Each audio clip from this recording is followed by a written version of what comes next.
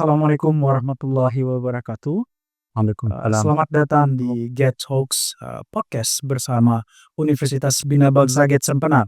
Perkenalkan, saya akan menjadi host pada kegiatan kali ini, Said Miftahul Fahmi. Saya merupakan dosen dari Universitas Bina Bangsa Get Sempena yang berhome base pada Prodi Pendidikan Bahasa Inggris.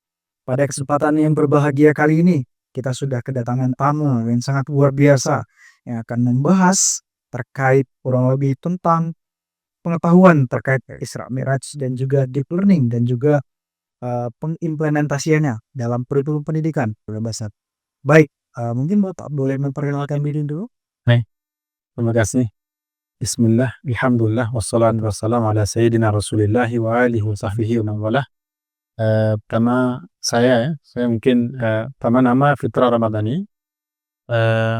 Saya saat ini aktif di Ikatan Alumni Timur Tengah, IKA Aceh, sebagai sekretaris umum. Ya. Selain itu juga saya mengajar di Daya Insan Qurani dan juga di berbagai tempat lainnya. Dan untuk di UBBG sendiri saya dulu pernah menjalankan program dulu dengan Ibu Regina, ya, program dalam pengembangan karakter mahasiswa dan juga perbaikan bacaan Al-Quran mereka, kurang lebih selama 1 semester. Ya, jadi itu mungkin sedikit perkenalan terkait dengan diri saya. Baik, terima kasih Pak Fitra Ramadhani.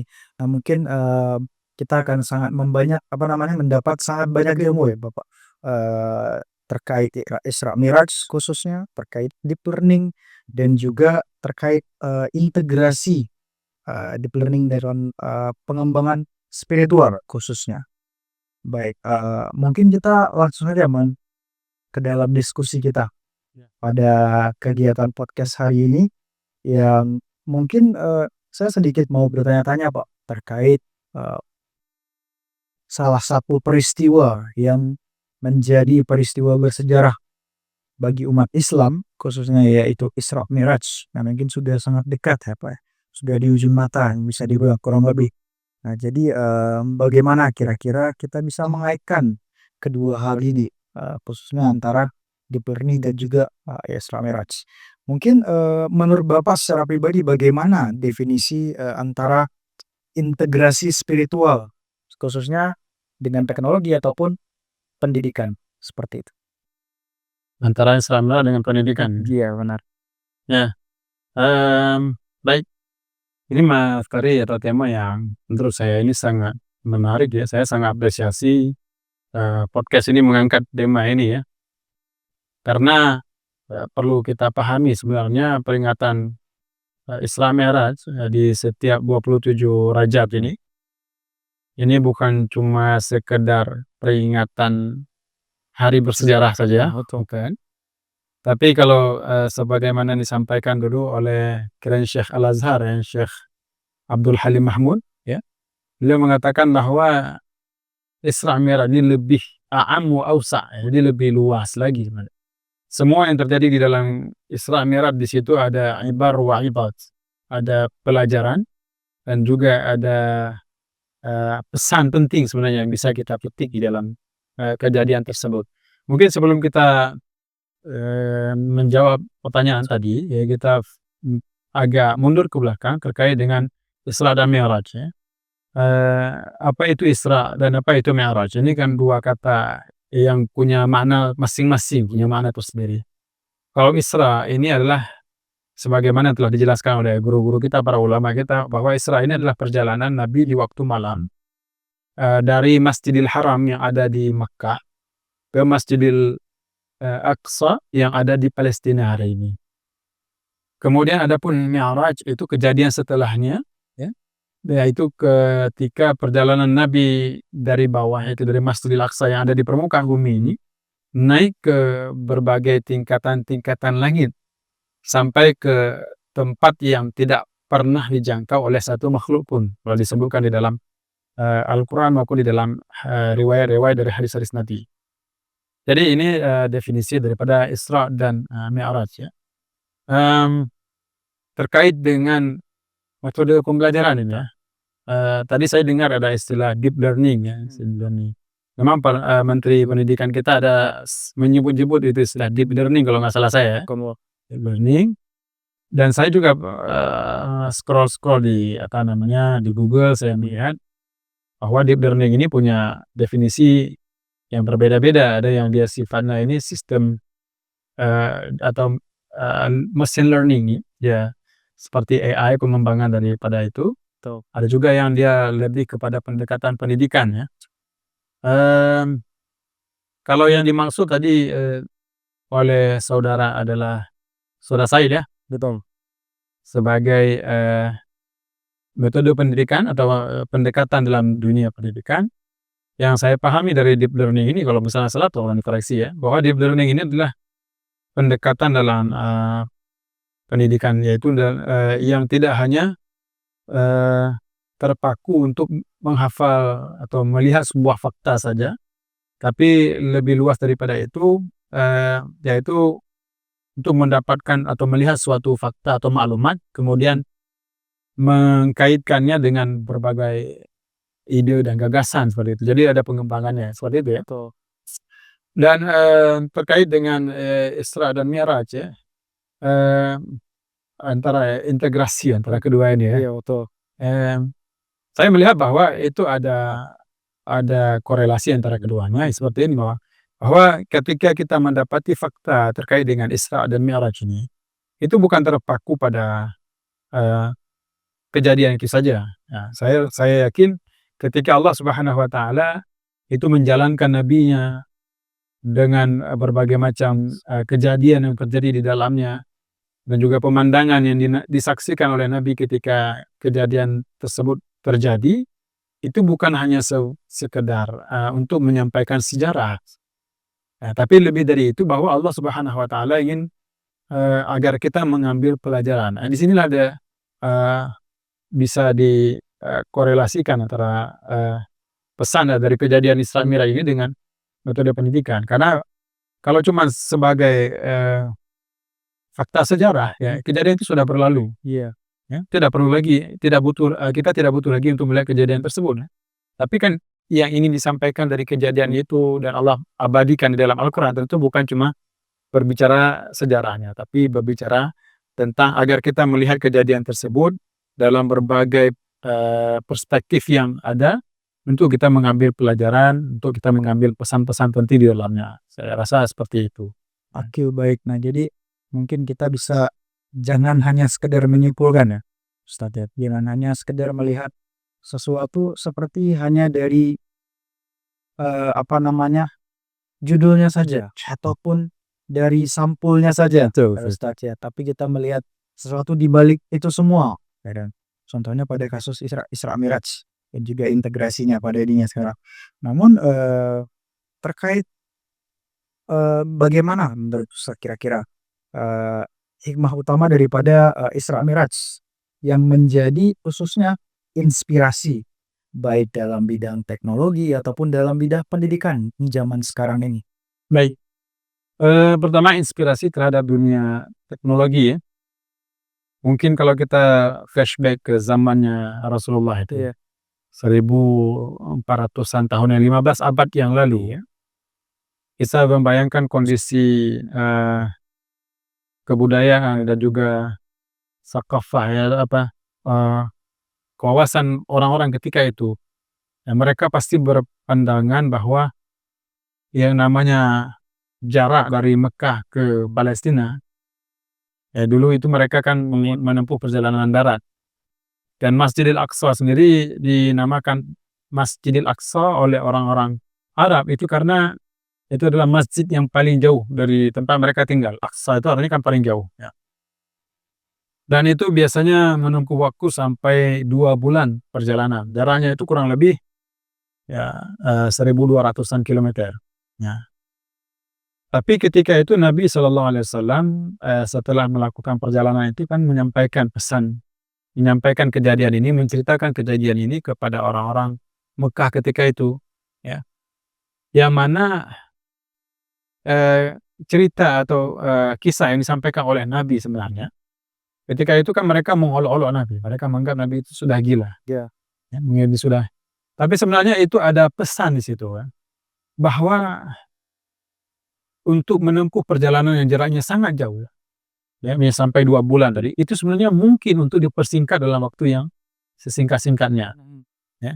Maka itu kita lihat seiring perkembangan zaman, ya, kita melihat, jarak yang demikian mungkin bisa ditempuh dalam beberapa jam saja, betul ya? Nah, jadi, kejadian Isra Mi'raj ini sebenarnya menjadi inspirasi untuk pengembangan teknologi, ya. Kalau orang yang melihatnya itu adalah orang yang, benar-benar menggunakan nalarnya secara sehat. Visioner. Karena seperti ini, kita terkadang tertipu dengan, fenomena yang terjadi berulang-ulang, yang kita saksikan dengan mata kita. Ya. Kalau kami ini ketika kita, membaca kitab-kitab akidah, kitab-kitab tauhid, kita selalu diajarkan, tentang hukum akal. Artinya seperti ini, ketika kita ingin menilai suatu kejadian, menyimpulkan bahwa kejadian itu ada atau tidak ada, itu biasanya kan ada standar-standarnya. Ada yang standarnya itu adah dalam istilah, kitab-kitab tauhid tersebut. Artinya adah itu, ya, fenomena yang terjadi berulang-ulang, kebiasaannya. Ya, biasanya orang, ketika meletakkan tangannya ke dalam api, dia akan terbakar. Ya. Ini namanya fenomena terulang-ulang. Setiap kita lihat ada yang masuk ke dalam api, terbakar. Betul? Kemudian, apakah itu wajib seperti itu? Artinya tidak mungkin tidak terbakar. Ya. Apakah yang menciptakan terbakar itu api? Ya, ini kan menjadi pertanyaan. Ternyata ketika kita melihat ada juga orang yang masuk ke dalam api tidak terbakar. Ya, kalau contohnya mungkinnya, kisah yang paling terkenal itu Nabi Ibrahim, ya kan? Ada juga mungkin kejadian-kejadian yang di sekitaran kita yang dalam, pameran tradisi kesenian kita, misalnya ada orang yang masuk dalam api tidak terbakar, ya. Ya. Itu menunjukkan bahwa apa? Kejadian berulang-ulang itu tidak mesti, ya, kejadian itu harus seperti itu. Karena bukan ini kan ada hubungan sebab akibat, ya. Karena dalam, pandangan kita sebagai orang Islam, ya, kita itu tidak boleh, ya, meyakini bahwa sebab itulah yang menciptakan akibat. Dalam keyakinan kita, dalam akidah kita, semua yang terjadi di alam semesta ini tidak lepas dari yang namanya qudrah dan iradahnya Allah Subhanahu wa taala. Ya. Maka itu kita lihat bahwa, tidak semua sebab itu akan menghasilkan akibat yang sama. Betul ya? Betul. Ya, kita bisa sering melihat seperti itu. Tidak semua sebab itu menghasilkan akibat yang sama. Itu artinya apa? Bahwa kejadian berulang-ulang itu tidak mesti demikian. Nah, ini kan ada standar pertama ada. Ada standar yang kedua itu akal. Nah, standar akal itu adalah sesuatu yang dinilai oleh akal, kemudian disimpulkan oleh akal.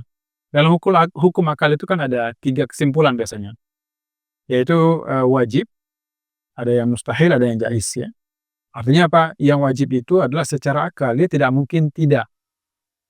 Pasti seperti itu. Iya, betul. Mustahil itu adalah secara akal, nalar kita itu tidak mungkin menghasilkan kesimpulan selain bahwa dia itu tidak ada. Itu mustahil. Iya. Kemudian ada hukum satu lagi, yaitu jaiz. Dia boleh ada, boleh tidak. Nah, kejadian yang terjadi pada Nabi SAW ketika beliau mampu memangkas jarak yang begitu jauh, ya, kalau pada masa itu mungkin tidak terbayang orang dalam menempuhnya itu jangankan dalam 1 detik, ya, dalam beberapa jam saja mungkin orang tidak terbayang itu akan terjadi. Ya kan? Tapi secara akal itu mungkin saja terjadi, ya, mungkin saja itu terjadi, dan tidak ada larangan untuk bisa memangkas jarak itu, ya kan? Buktinya apa? Kita melihat seiring perkembangan zaman bahwa, ada yang namanya kendaraan, ya, muncul kendaraan, sepeda motor, mobil, pesawat, dan lain sebagainya. Itu semakin memangkas jarak kita. Nah, jadi kejadian yang terjadi pada Nabi itu sebenarnya sesuatu yang mungkin, ya. Maka untuk menciptakan atau memangkas jarak dalam waktu yang sesingkat-singkatnya, selama kita masih di dalam, ruang waktu alam semesta ini, itu adalah sesuatu yang mungkin terjadi. Nah, bagi orang yang menggunakan akalnya itu sebenarnya menjadi inspirasi sebenarnya untuk, mengembangkan teknologi dalam hal, transportasi tadi, ya kan? Itu bisnis adalah sesuatu yang mungkin terjadi. Bagaimana, itu bisa terjadi? Kita melihat bahwa ketika dulu perjalanannya menggunakan unta, misalnya menggunakan kuda, jaraknya, durasinya panjang. Tapi ketika power-nya ditingkatkan lagi menggunakan motor dan, mesin yang memiliki kekuatan yang lebih dari, hewan tadi, ya, jaraknya semakin singkat. Nah, semakin besar kekuatan, semakin singkat, ya kan. Apalagi kalau yang menggerakkan itu adalah sang pemilik kekuatan. Iya, betul. Ya, berarti itu tidak ada hal yang mustahil yang terjadi di alam ini, Nabi sudah memberikan contohnya, ya, bahwa itu terjadi, maka ini seharusnya bagi kita orang-orang selanjutnya ini menjadi inspirasi gitu, untuk menciptakan, atau menghadirkan teknologi yang bisa memangkas jarak yang jauh dalam waktu yang sesingkat-singkatnya. Ya, walaupun kita harus pahami juga, ya, bahwa, Nabi Muhammad SAW ini selain beliau manusia biasa, beliau punya sifat yang tidak dimiliki oleh orang lain, punya kedudukan yang tidak dimiliki oleh manusia lainnya, yaitu beliau juga sebagai Nabi Allah. Nah, beliau sebagai Nabi. Kejadian yang terjadi pada Nabi itu bukanlah hasil teknologi ciptaan manusia, tapi itu adalah, teknologi yang memang, Allah sendiri yang menggerakkan itu untuk terjadi, ya kan? Maka kita juga, tetap memandang kejadian yang terjadi pada Nabi itu adalah bagian daripada nubuwah, bagian daripada kenabian beliau, tapi kenabian beliau itu paling tidak bisa menginspirasi kita untuk menghadirkan teknologi walaupun tidak semisal dengan Nabi, ya, walaupun tidak semisal dengan Nabi, paling tidak itu, untuk, menciptakan hal-hal yang lebih, dekat ke arah tersebut adalah hal yang mungkin terjadi. Itu adalah hal yang mungkin terjadi. Jadi, saya melihat seperti itu. Jadi kisah-kisah yang terjadi pada Nabi ini sebenarnya bukan sekedar, fakta sejarah, tapi itu seharusnya menjadi inspirasi bagi kita untuk mengambil pelajaran dari kejadian tersebut. Baik.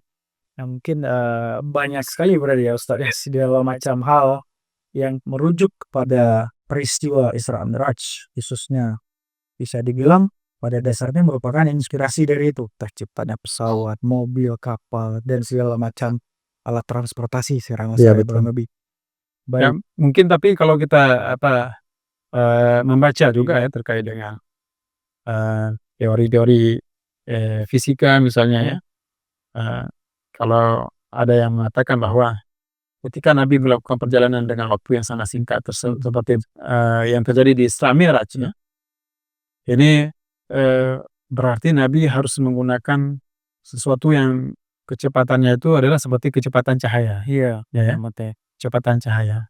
Kecepatan cahaya ini itu sudah terjadi, sudah ada yang berhasil membuat teknologi yang menggunakan itu. Contohnya misalnya smartphone kita, itu kan pesan itu sampai kepada kita dengan Iya, sangat singkat. sangat singkat, itu kan berarti, menggunakan kecepatan cahaya, ya.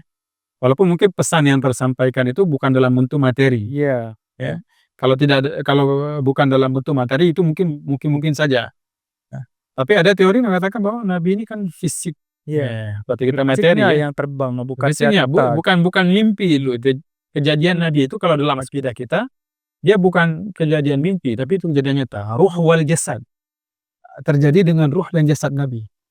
Ya, karena kalau terjadi dalam mimpi, orang tidak akan mengolok-olok Nabi. Tidak mungkin orang mengingkari kejadian itu. Kalau itu terjadi dalam mimpi semuanya Bisa bisa terjadi, ya kan?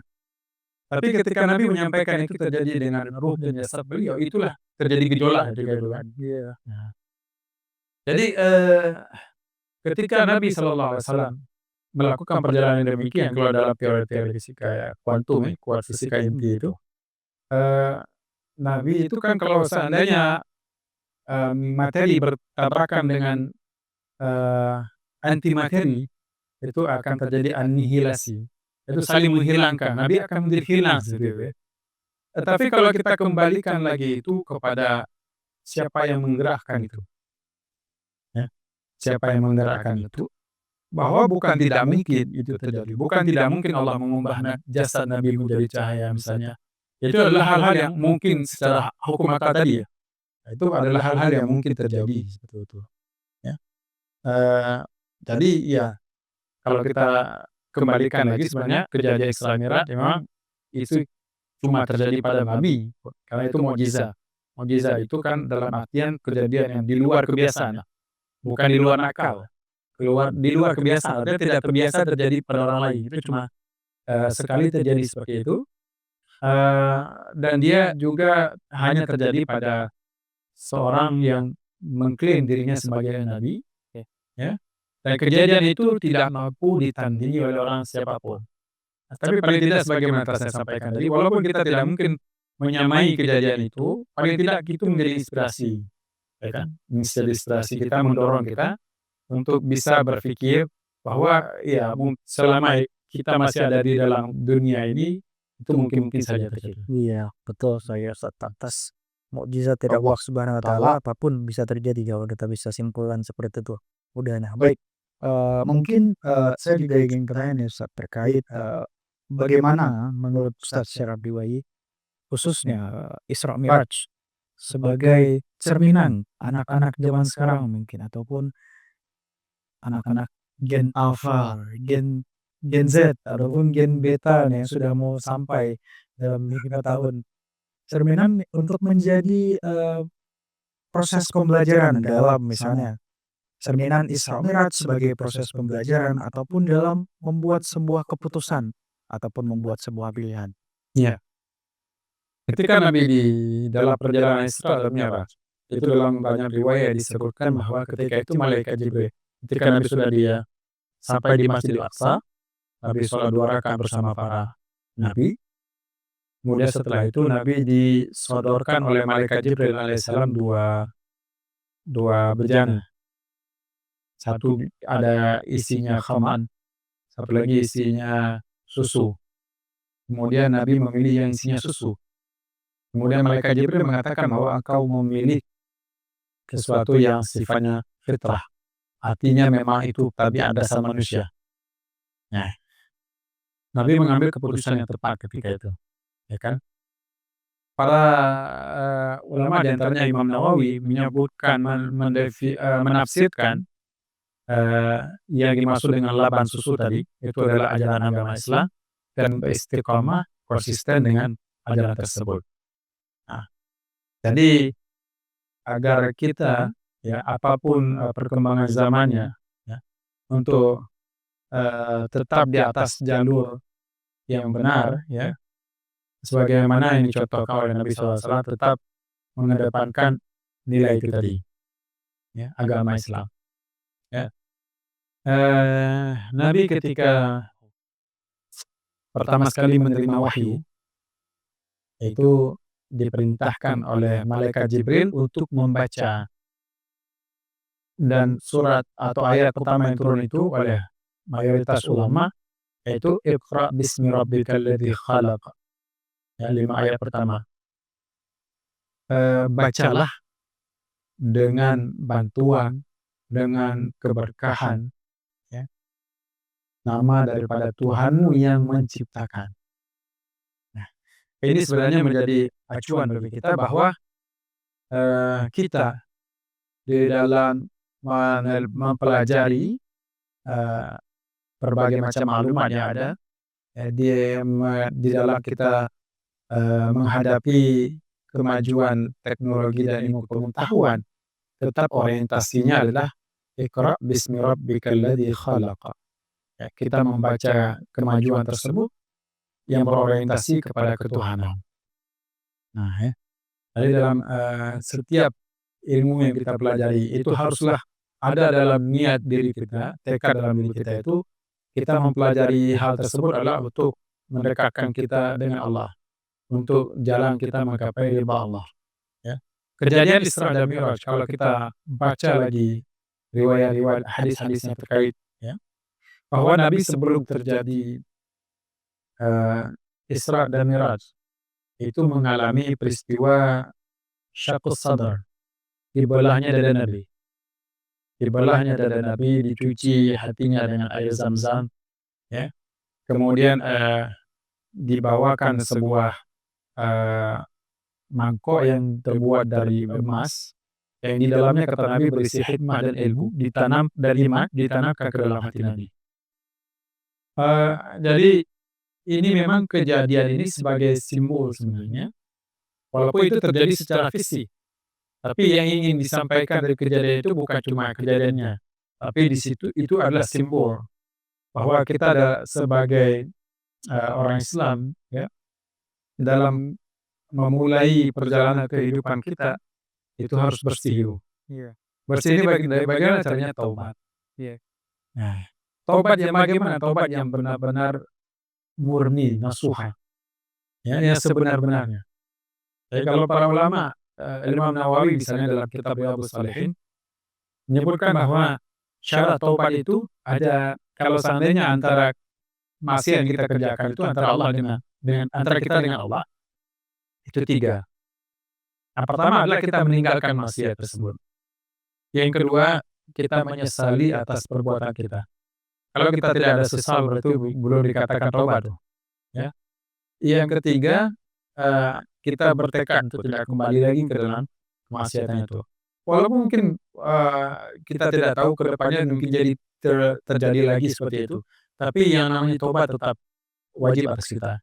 Itu adalah, langkah awal kita dalam menjalani kehidupan kita. Kalau seandainya kita punya kesalahan terkait dengan hak-hak manusia yang lain, maka ditambah lagi syarat yang keempat yaitu kita, menunaikan hak orang yang kita zalimi tadi, ya. Kalau seandainya harta yang kita ambil maka hartanya dikembalikan, kalau kita menyakiti fisik dan perasaannya maka kita mohon, eee maaf dari orang tersebut, kalau tidak dimaafkan ada syarat yang harus diselesaikan maka kita selesaikan, nah seperti itu. Nah, jadi, kejadian Isra Mi'raj ini yang pertama sekali terjadi pada Nabi itu adalah pembersihan diri tadi.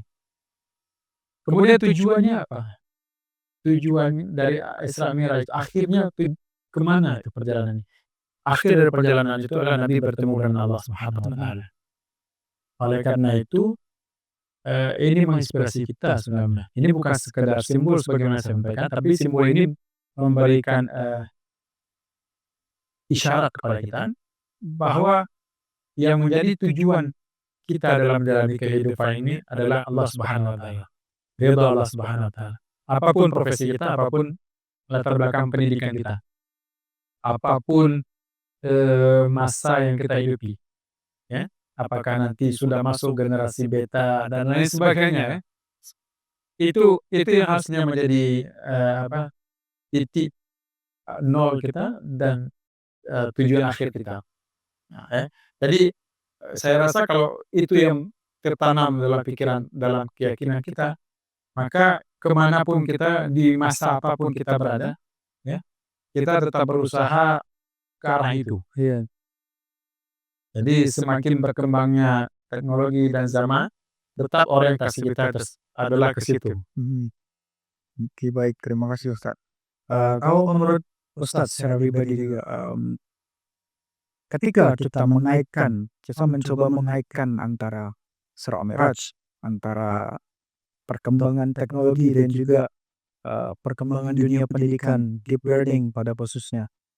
Apa kira-kira yang menjadi kendala ataupun yang menjadi tantangan dalam ketika kita mencoba mengkaitkan, simpel saja misalnya antara Isra Mi'raj dan juga deep learning khususnya.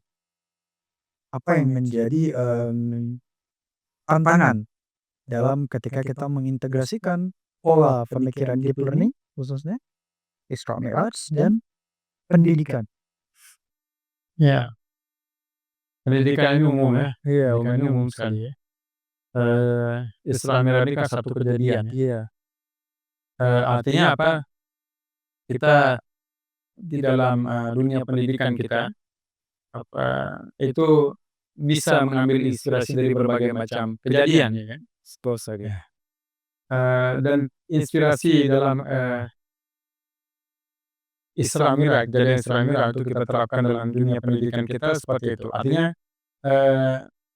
dalam dunia pendidikan kita, apalagi kita orang Indonesia dan kita orang Aceh, ya, ya sesuai dengan jiwa nasionalisme kita dan keacehan kita, Iya. pendidikan kita itu tidak boleh kosong dari nilai-nilai spiritual. Pendidikan kita itu tidak boleh kosong dari nilai spiritual. Rohaniah itu tidak boleh kosong. Iya. Karena apa? Karena ketika pendidikan itu kosong dari nilai-nilai spiritual, itu akan menyebabkan terjadinya banyak kerusakan. Ya. ketika kita tidak punya tujuan, tujuan kita cuma untuk mencapai, pengetahuan dari hal yang sebenarnya tidak kita ketahui misalnya, akhirnya yang terjadi adalah orang tidak segan-segan untuk melakukan kolonialisme, untuk menzalimi orang lain, ya kan? Untuk, mengambil hak-hak orang lain. Nah, tapi ketika pengetahuan kita itu berorientasi kepada spiritual, nilai-nilai spiritual, kita ada pakemnya, kita ada pagarnya. Kita tahu di luar pagar itu kita tahu, tapi kita tidak akan melewati pagar itu. Pada dasarnya ilmu apapun, pendidikan apapun yang ingin kita coba pelajari harus selalu berlandaskan pada spiritual, ilmu agama, kejadian-kejadian peristiwa historis dari agama kita khususnya, Ustaz. Oke, baik, mungkin, peran kita sebagai guru, sebagai mungkin pembicara, pendakwah, sebagai seorang dosen misalnya di kampus, dalam menyampaikan hal-hal ini, khususnya bagaimana kira-kira, Ustaz? Ya, tentu setiap orang punya, cara ada metode masing-masing ya. Tapi, ketika kita sudah terjun sebagai seorang pendidik ya, sebagai seorang guru, sebagai dosen, dan ya apalagi ya, itu kita adalah seorang pembelajar. Kita walaupun sudah mengajarkan orang lain, tapi kita juga harus ada jiwa-jiwa sebagai seorang pembelajar, ya. Ketika kita telah menyelesaikan, bidang studi yang kita geluti misalnya, ya, yang mungkin itu tidak terkait dengan, ilmu agama secara khusus, ya tapi kan kita punya kewajiban untuk mempelajari hal tersebut, ya. Jadi, sebagai pendidik pertama sekali ya, dia harus jadi seorang pembelajar dan terus belajar. Di antara hal-hal yang wajib dia pelajari itu adalah nilai-nilai agama tadi. Nah, ini jadi agar, murid kita itu sejalan dengan, eee, nilai-nilai agama yang kita sampaikan tadi, nilai-nilai spiritual tadi, maka kita sebagai pendidik juga harus paham, sehingga kita tahu apa yang akan kita sampaikan, ya kan? Ini yang pertama ya. Kemudian yang kedua, eee, kita ya setiap, eee, kali kita melakukan, pembelajaran misalnya dengan murid-murid kita, ya walaupun apapun bidang studinya itu jangan pernah, kosong daripada kita mengarahkan mereka untuk, berpegang pada nilai-nilai spiritual dan nilai-nilai moral yang diajarkan oleh Bank Islam. Iya, betul. Jadi, tidak hanya sekedar materi kita misalnya apa misalnya, kita fokus di materi itu saja tanpa memasukkan nilai-nilai moral, saya rasa itu akan menjadi pembelajaran yang kering gitu ya. Iya. Jadi sebisa mungkin ya semampu kita ya sesuai dengan apa yang kita miliki, ya kita arahkan anak didik kita, peserta didik kita untuk senantiasa, eee, berpegang pada nilai-nilai moral dan spiritual dalam agama Islam yang kita anut ini. Oke, baik, terima kasih Ustaz. Mungkin, satu pertanyaan terakhir Ustaz dari saya terkait, ini.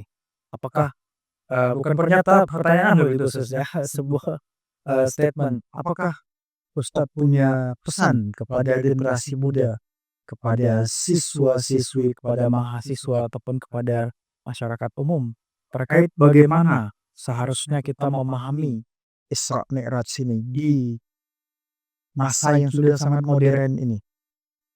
Ya. Gitu, Ustaz. Ya, ketika kita membaca sejarah tentang terjadinya peristiwa Isra Mi'raj ini, ya saya ingin, menyampaikan bahwa kita jangan membaca itu dalam kacamata historis saja. Tapi lebih dari itu, kita harusnya membaca kejadian ini dalam rangka kita untuk mencari hidayah. Kita ingin mencari petunjuk, kita ingin mencari pelajaran dan pesan yang ingin Allah sampaikan dari kejadian tersebut. Begitu pula saya ingin sampaikan kepada, generasi-generasi yang, saat ini mungkin sudah semakin maju, ya, yang berkembang zamannya, ya, agar kita tidak hanya melulu melihat sesuatu itu secara materi saja, secara empirik saja. Iya. Kita jangan berpegang pada sesuatu yang menganggap bahwa yang ada itu hanyalah sesuatu yang sifatnya materi saja, yang bisa kita lihat, ya, yang kita bisa rasa hari ini, ya. Kita jangan berorientasi materialis, ya. Tapi kita juga harus ada, dan itu menjadi kewajiban kita, ya. Dan itu juga bukanlah suatu hal yang, itu adalah suatu keniscayaan, ya, bahwa kita ini dalam kehidupan kita ada yang mungkin dapat kita jangkau dengan panca indera kita, ada yang tidak dapat kita jangkau dengan panca indera kita. Nah, jadi ketika kita misalnya belum tahu, ya, atau belum melihat bagaimana hari kiamat, bagaimana balasan yang diterima oleh orang-orang dalam kehidupannya di dunia ini, di hari kiamat, itu bukan berarti hari kiamat itu tidak ada. Iya. Ya, bukan berarti hari pembalasan itu tidak ada. Bukan berarti hari dihisapnya, ditampakkan kembali, ya, apa yang sudah kita lakukan di dunia ini, itu tidak ada. Itu ada, itu wajib kita yakini. Dan itu bukanlah suatu hal yang mustahil, ya. Karena Allah berulang-ulang kali kalau kita membaca Al-Quran, Allah berulang-ulang kali, Allah menceritakan bagaimana alam ini dari nol, dari tidak ada sama sekali menjadi ada. Itu Allah mampu untuk menjadikan itu ada. Apalagi hanya untuk membangkitkan sesuatu yang mungkin sudah ada, kemudian dalam keadaan mati, dimatikan oleh Allah Subhanahu wa taala, dibangkitkan. Itu adalah suatu hal yang lebih mudah sebenarnya, ya, seharusnya, ya. Maka setiap apapun yang kita kerjakan, ya, bagi kawan-kawan yang menyaksikan video ini, apapun yang kita kerjakan di dunia ini, itu semuanya ada konsekuensinya di hari kiamat. Betul. Jangan sampai nanti ketika kita bertemu dengan Allah Subhanahu wa taala, yang ditampakkan adalah sesuatu yang membuat kita malu ketika kita berjumpa dengan Allah Subhanahu wa taala. Mungkin demikian pesan singkat. Baik, terima kasih banyak Sama-sama. Ustadz Fitra. Jadi, mungkin pada podcast Get Talks kali ini kita sudah mendapat, sedikit banyaknya insights dan juga pengetahuan terkait bagaimana kita mengkaitkan antara Isra Mi'raj tentang deep learning dan juga bagaimana harusnya kita melihat Isra Mi'raj khususnya. Jangan hanya sekedar sebagai peristiwa sejarah, Ustaz, ya. Jangan hanya sekedar sebagai tanggal merah saja di situ nantinya, tapi dia melihat bagaimana esensi yang lebih dalam daripada Isra Mi'raj itu sendiri. Baik, mungkin begitu saja podcast Get Talks kita pada kesempatan kali ini. Semoga kedepannya insya Allah kami akan mendatangkan lebih banyak lagi pemateri-pemateri ataupun orang-orang yang bisa memberikan kita banyak ilmu pengetahuan khususnya. Tidak hanya dalam bidang pendidikan, tidak hanya dalam bidang teknologi, dan mungkin nanti akan ada banyak bidang-bidang banyak lainnya. Baik, mungkin terima kasih banyak kepada sama-sama tamu kita hari ini, Ustadz Fitra Ramadhani LCMAG yang sudah meluangkan waktu, Ustadz, ya, pada kesempatan hari ini. Terima kasih banyak, dan juga insya Allah saya juga berharap khususnya ini dapat menjadi sebuah pembelajaran pada saya khususnya pribadi dan juga kepada mungkin semua penonton yang akan melihat video ini ke depan. Nah, baik, saya undur diri sebagai host pada kegiatan kita hari ini. Insya Allah kita akan berjumpa lagi. Assalamualaikum warahmatullahi wabarakatuh.